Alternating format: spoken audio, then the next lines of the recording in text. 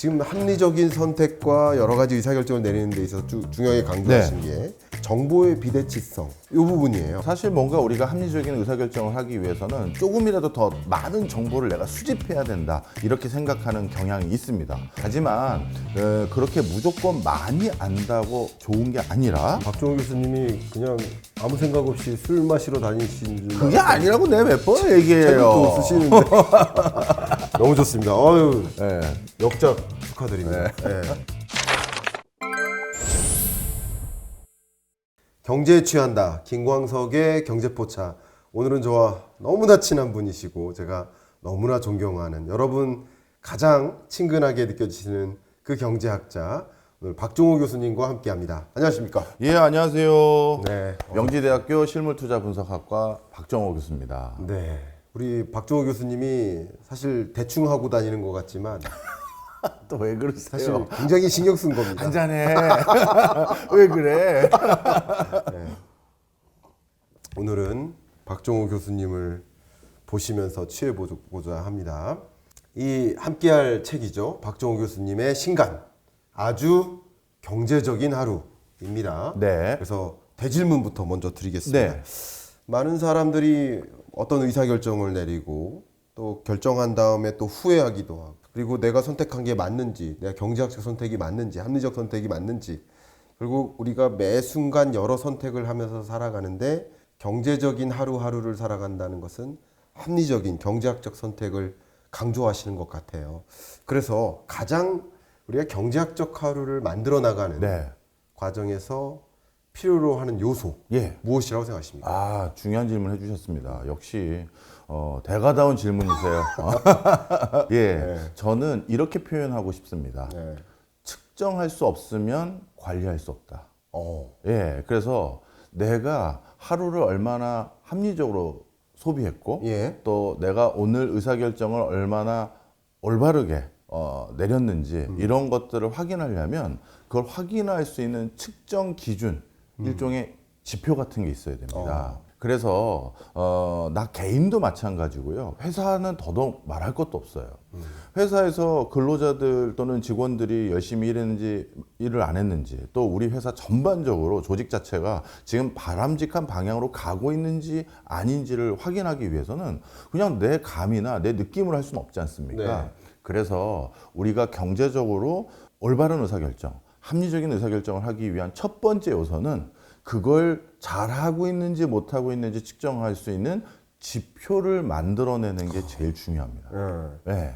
결국 그 지표에 기초해서 그렇죠. 합리적인 의사결정을 내려야 된다. 그렇죠. 만약에 그 지표를 잘못 만들면 네. 야 정말 계약이 돼버리는 거고요. 그리고 지표를 처음 만들었다 하더라도 또 상황에 따라서 그 지표를 바꿔야 되는 경우들이 있습니다. 네. 대표적 예를 한번 들어볼까요? 제 책에서도 하나 사례를 넣어놓은 것들 중에 생각나는 게 있는데 3M이라는 회사를 말씀드리고 싶어요. 네. 3M 그러면 세계적인 혁신 기업으로 많이들 알려져 있죠.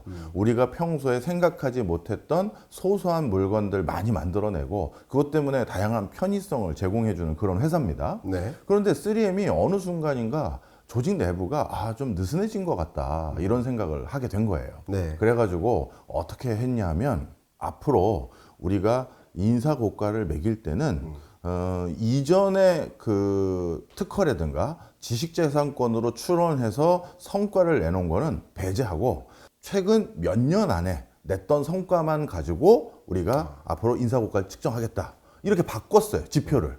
왜냐하면 어떤 부서나 어떤 개인이 한 10년 전에 메가히트 상품을 만들어낸 거예요. 그럼 그 사람은 그것 때문에 계속 회사가 거기에서 로열티가 나오는 게 뻔히 있으니 그거 내가 한 거야 하면서 10년 동안 예를 들어서 특별한 혁신 안 할 수도 있지 않습니까? 네. 그러다 보니 그런 걸 배제하기 위해서 앞으로 몇 년 안에 있었던 성과들만 우리가 측정하겠다 이렇게 해버린 거예요. 그러면 이거는 목표는 분명하잖아요. 또 한 번 트라이 해라, 또 한 번 혁신해라 이런 건데 결과가 어떻게 됐느냐? 그렇게 바꿔버렸더니만 장기적인 혁신이 투여해서 뭔가 왕건이 대박, 초대박이 나올 수 있는 메가히트 이런 건 고민하지 않고 네. 바로 잼만 날리는 거죠. 바로 살짝 그 기존의 성과 났던 거를 살짝 리바이즈해서 새로운 특허 출원해서 그걸로 바로 가시적인 성과를 낼 수 있는 것들만 자꾸 사람들이 거기에 함몰돼 가기 시작한 거예요. 네. 자, 이것은 무엇을 의미하다? 우리가 지표를 잘못 설정하면 완전 조직이 이렇게 엉뚱한 산으로 가는 일도 생길 수가 있고, 그리고 지표가 있어야지만 우리가 그걸 바탕으로 어딜 향해서 뛰어간다, 이런 어떤 계기를 만들 수도 있다는 걸 반증하는 것이죠. 제가 우리 교수님의 네. 책을 수십여 권의 책을 제가 쭉 봤거든요. 네. 뭐 그 중에 몇 개는 같이 쓰기도 했잖아요. 그렇죠. 예. 이번에 굉장히 특별한 선택을 하신 것 같습니다. 왜요? 제가 책을 봤는데 네. 여러분 한번 클로즈업 해주시면 좋겠습니다. 예. 특별한 시도를 했어요. 어떤 시도죠? 최초로 뭔지 얼굴을 알아요. 넣었어요. 뭔지 알아요.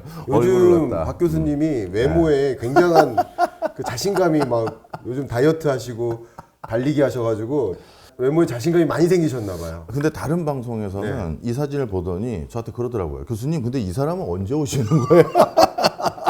뽀샵을 너무 많이 한. 어쨌든 이 출판사들도 이 사진을 앞에 넣는 게 좋냐 안 넣는 게 좋냐라는 그 선택에서 이제 넣기로 한 겁니다. 자, 그렇게 의견을 드리면서 일단 지금 합리적인 선택과 여러 가지 의사결정을 내리는 데 있어서 중요하게 강조하신 게 정보의 비대치성 이 부분이에요. 네. 그리고 이제 합리적 무지라는 단어까지 네. 제시해 주셨어요. 네. 그 부분이 저는 굉장히 이 책에서 인상적인 부분이라고 생각했는데 한번 설명 부탁드리겠습니다. 네, 사실 뭔가 우리가 합리적인 의사결정을 하기 위해서는 조금이라도 더 많은 정보를 내가 수집해야 된다, 이렇게 생각하는 경향이 있습니다. 물론 맞죠. 뭔가를 알아야 대응하는 거 맞습니다. 네. 하지만 그렇게 무조건 많이 안다고 좋은 게 아니라 합리적 무지라는 게 또 우리 일상생활에서 오히려 합리적 의사결정을 하기 위해서 굉장히 중요한 요소라는 걸 이 책에 제가 담아놨습니다. 네. 이렇게 또 표현드리면 쉽게 이해가 되실 것 같은데요. 너무 많은 정보는 네.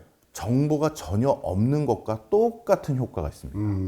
예를 들어서 제가 사고력으로 제 CPU로 처리할 수 있는 범주 안에 있는 정보 정도가 돼야 이걸 바탕으로 옥석을 가리고 어떻게 해야겠네 판단을 할 수 있는 것이지, 진짜 너무 많은 정보를 수집만 해서 다 넣으려고 하면 오히려 정보가 아무것도 없었을 때와 똑같은 효과가 일어나는 거예요. 그렇죠.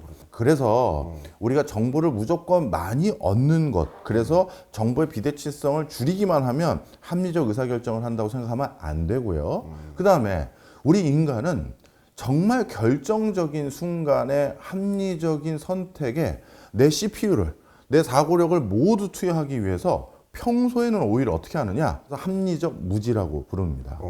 신경을 덜 써요. 그리고 판단하기 위해서 내 CPU를 적극적으로 가동하지 않습니다. 예를 들어서 우리 김광석 교수님처럼 소득이 어마무시한 분들은 자동차 한 대 살 때도 뭐 별로 신경 안 쓰시잖아요. 얼마였죠? 자, 비슷한 예로 우리가 일반적으로 편의점 가서 껌 한 통 살 때 이 껌을 사는 게 나에게 최대의 편익을 제공해 줄 것인가, 저 껌을 살 때 편익을 최대 제공해 줄 것인가, 이렇게 고민 안 하잖아요. 그렇죠. 말 그대로 껌값이니까요. 그래서 그때는 이거 한번 줘보세요 하고 그냥 먹어보고 이건 별로네 넘어간단 말이에요. 그런데 만약에 그런 소소한 의사결정마저도 내가 고도의 판단을 요구하도록 스스로 자각하고 선택하기 위해서 뒤에 그 껌 뒤에 있는 용지도 다 읽어보고 이러면 사실 피로감 때문에 진짜 필요한 의사결정에 힘을 못 써요.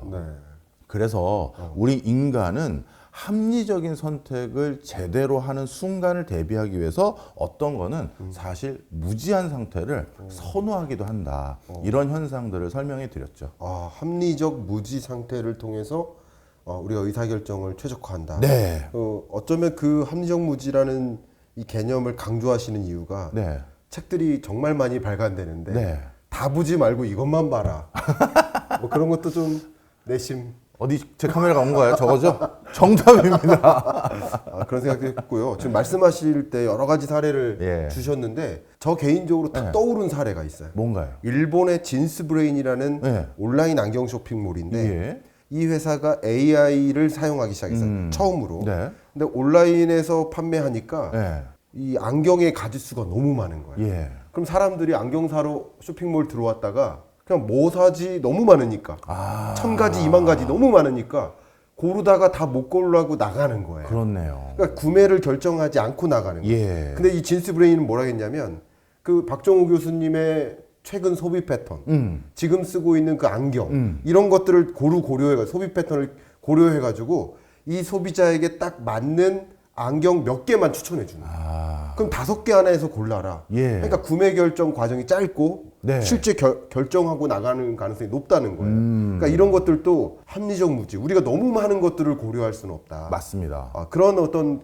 경영학적 움직임이 아닌가 이런 생각도 해보게 네. 됐습니다.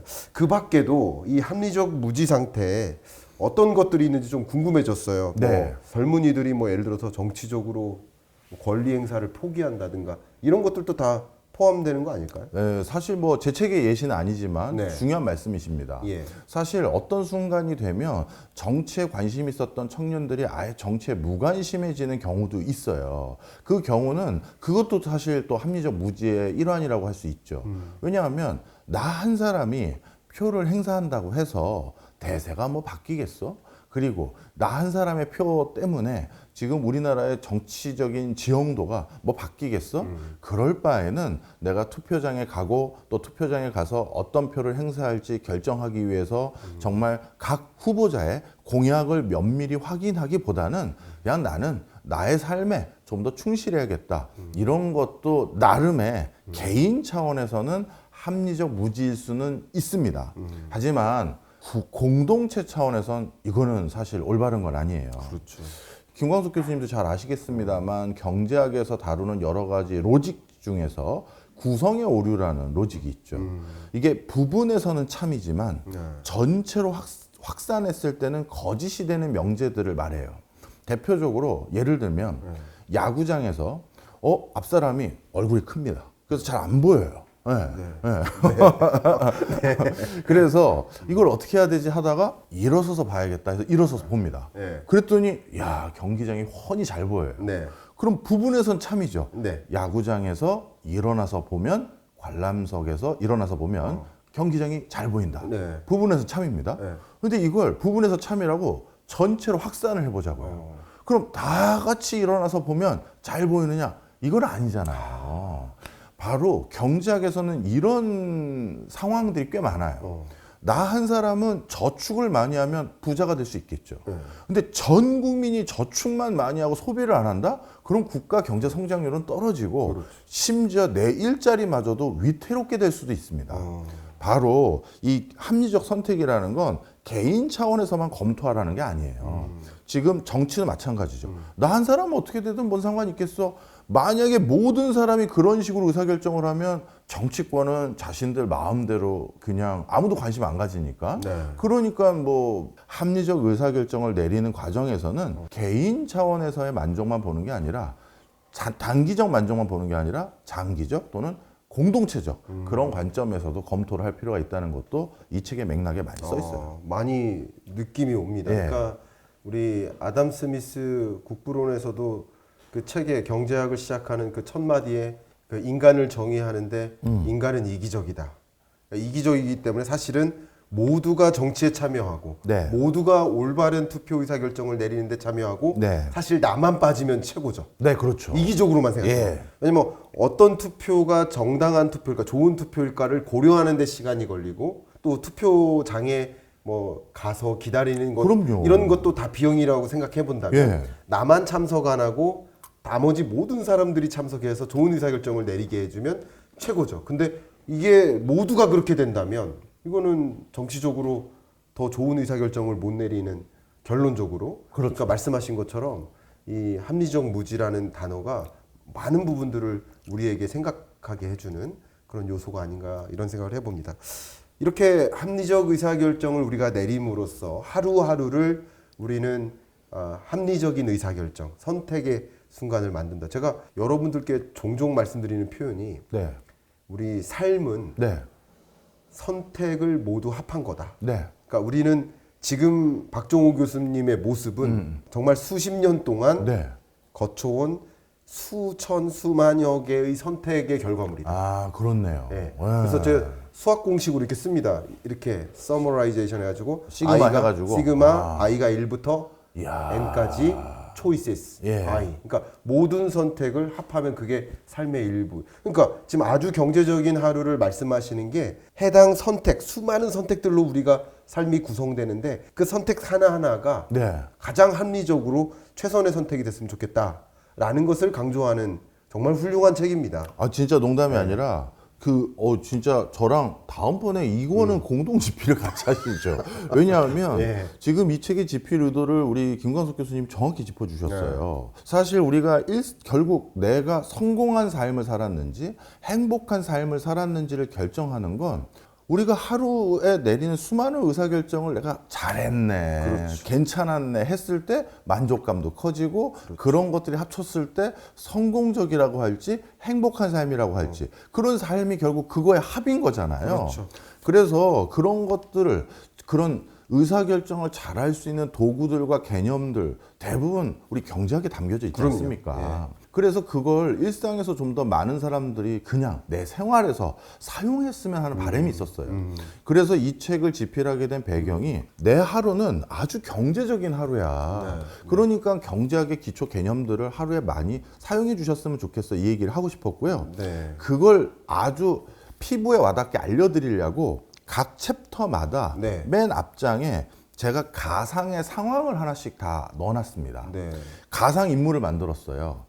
안경재 씨라고 예. 경제를 모르는 사람이라는 가상의 인물을 만들어서 네. 이 사람이 출근을 할 때, 출근해서 매장을 방문했었을 때, 그리고 사내에서 회의를 했었을 때, 그리고 본부장님과 연봉 협상을 했을 때, 그리고 집에서 부모님에게 선물을 드리려고 할 때, 이 모든 어떻게 보면 나의 일상일 수 있는 내용들을 앞에 얘기를 해놓고 그거에 대한 해법을 경제적으로 다 넣은 거예요. 네. 그래서 저도 사실 뭐 김광석 교수님만큼은 아니지만 여러 책을 집필했던 적이 있지만 그 과정에서 이 책이 가장 힘이 많이 들어갔어요. 솔직히 그냥 공부하는 사람들은 공부해 놓은 거를 그냥 다시 토해내면 되는 작업들이 일반적으로 집필인데 이 책은 관찰이 필요했어요. 예를 들어서 직장인들이 진짜 어떤 회의에서 뭘 고민하는지, 연봉 협상 때 어떤 게 주안점인지, 뭐 이런 걸 알아야 되잖아요. 그렇죠. 그러다 보니까 그냥 저도 업무하러 돌아다니거나 아니면 주변의 후배님들, 선배님들의 직장 생활 얘기를 술자리에서 들을 때 네. 그런 걸 메모해 놓고 그럼 그거를 경제 개념 중에서 이런 쪽으로 틀어서 이렇게 해결해도 힌트가 될 겁니다. 이거를 집필해서 넣어 놓는데 그리고 그거에 딱 부합하는 사례들을 넣는데 좀 노고가 많이 갔죠.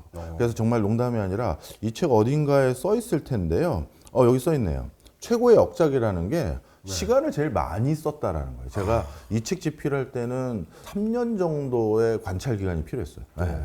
우리 박종호 교수님이 그냥 아무 생각 없이 술 마시러 다니신 줄 그게 아니라고 내가 몇 번을 얘기해요. 책을 또 쓰시는데 너무 좋습니다.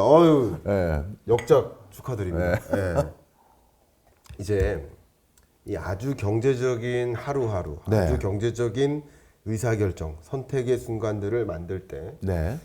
이 책에서도 분명 강조하고 있는 그 메시지가 비용입니다. 네. 저도 개인적으로 학교에서 수업할 때 네. 가끔은 이제 학생들한테 철학적 의견을 좀 종종 줘요. 그럴 때 꼭 코멘트하는 게 이 비용에 대한 얘기거든요. 네. 이게 이코노믹 싱킹이냐 아니냐는 이 비용을 고려하느냐 아니냐에 그렇죠. 따라 달려 있다라고 저는 예. 정말 확고하게 생각하는 사람이에요. 네. 그래서 그 비용, 어떤 비용들을 구체적으로 좀 강조하시는지 말씀 부탁드리겠습니다. 네. 너무나도 쉬운 우리 기회비용, 한계비용, 그리고 매몰비용 이런 개념들도 교수님 학교 때 이미 배웠습니다. 네. 이런 분들 천지지만 아닙니다.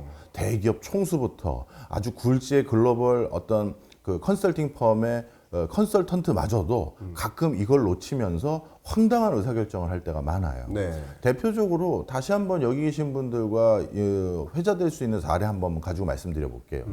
영국의 이통사 중에 아주 대표적인 이통사 한 곳에서 신규 주파수 매물대를 낙찰로 받았습니다. 네. 그 주파수 헤르츠를 샀을 때 가장 시장성이 크다고 판단해서 아주 쉽게 숫자를 줄여서 얘기를 할게요. 네. 그거를 500원 주고 국가로부터 낙찰받아서 사옵니다. 네. 그 500원 주고 그 주파수를 사온 다음에 이 회사가 꿈꿨던 것은 이게 500원 주고 샀지만 이 주파수를 활용해서 우리가 벌 수 있는 돈은 1,000원 정도 벌 수 있어. 이렇게 생각을 하고 있었던 거예요. 네. 그런데 문제가 생깁니다. 어떤 문제가 생겼느냐? 500원 들여서 주파수를 사고 1,000원 매출을 올리는 과정에서 예상 매출이었죠.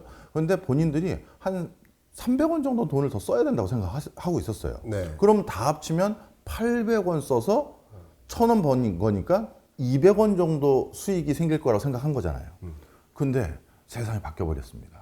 신기술이 대두되고 뭐 저기 스타링크 이런 사업들이 나오기 시작하면서 그 주파수로 할 수 있는 사업의 규모가 줄어든 거예요.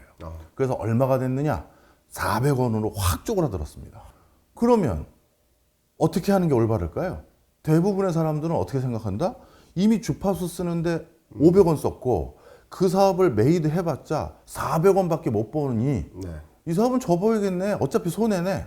이렇게 해서 접는 거잖아요. 네. 실제 영국 최대 이통사도 그 이후로 사업을 접었습니다. 그런데 많은 경제학자들이 무슨 바보 같은 짓이냐.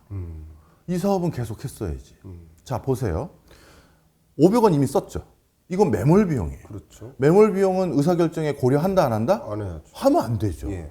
그런데 이 500원을 고려해서 손해내 해서 중단해 버리니까 결국 내 손해 금액은 500원이 돼 버렸어요. 그런데 500원을 빼고 생각해 볼게요. 이 사업을 메이드하려면 얼마의 비용이 더 들어간다고 말씀드렸죠? 300원. 그럼 300원이 남은 거고 예. 그래서 사업이 잘 메이드되면 400원 번다고 말씀드렸죠? 네. 그럼 매몰 비용을 빼고 나머지 300원과 400원을 비교하면 지금도 플러스잖아요. 그렇죠. 그럼 해야 된다는 거죠. 네. 네. 아니 그럼 교수님 결국 손해잖아요. 아닙니다. 잘 생각해 보세요. 500원 들어갔고 300원 추가 들어갔으니까 800원 썼습니다. 네. 그런데 버는 돈은 400원 벌었죠. 그럼 내 손실은 400원이에요.